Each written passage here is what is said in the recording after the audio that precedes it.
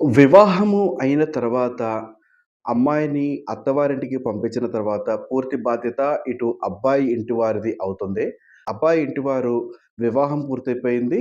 ఇంకా గర్భధానానికి సంబంధించినటువంటి ఏర్పాట్లు చేయాలని పురమాయిస్తూ ఉంటారు. గర్భధానానికి ఎటువంటి రోజు మంచిది అనేది ఇటు పురుషులలో ఎక్కువగా ఆలోచన లేకపోయినప్పటికీ కూడా స్త్రీలు అంటే ఇటు అమ్మాయి అత్తగారు కానీ, లేకపోతే తోటి కోడళ్ళు కానీ, లేదా అక్కడ ఉన్నటువంటి ఆడపడుచులు కూడా అంటే పెద్ద వయసు వారికి ఈ గర్భధానానికి ఎటువంటి రోజు మంచిది అని ఆలోచిస్తూ ఉంటారు.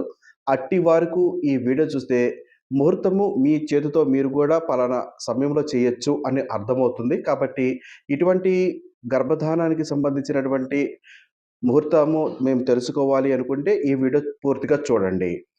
నా పేరు దుర్గా మల్లేశ్వరరావు సిద్ధాంతిని. శ్రీ రాజరాజేశ్వరి జ్యోతిష నిలయము, నెహ్రూ నగర్, నందిగామ. తిథి ఇలా ఉండాలి. విదియ, తదియ, పంచమి, సప్తమి, దశమి, త్రయోదశి తిథులు ఉండాలి. రోజు విషయానికి వస్తే సోమవారము, బుధవారము, గురువారము, శుక్రవారములు మంచివి. ఇక్కడ శుక్రవారము అమ్మాయిని ఇంటికి తెచ్చుకోవాలి అనుకున్నప్పుడు కొందరు శుక్రవారం నాడు అమ్మాయిని పంపించము అంటూ ఉంటారు.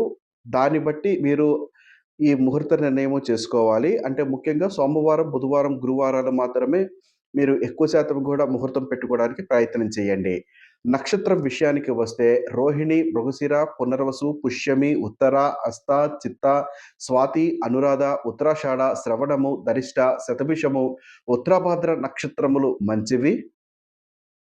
లగ్న విషయానికి వస్తే వృషభము, కర్కాటకము, కన్య, తుల, ధనసు, మీన లగ్నములు మంచివి.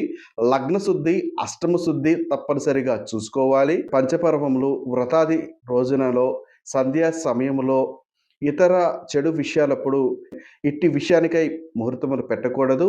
వివాహం అయిన తర్వాత 16 రోజులు గనక ఇట్టి ముహూర్తానికి మీకు సమయం దొరకలేదు అంటే 16 రోజులు దాటితే మీకు ముహూర్తంతో కూడా సంబంధం ఉండదు.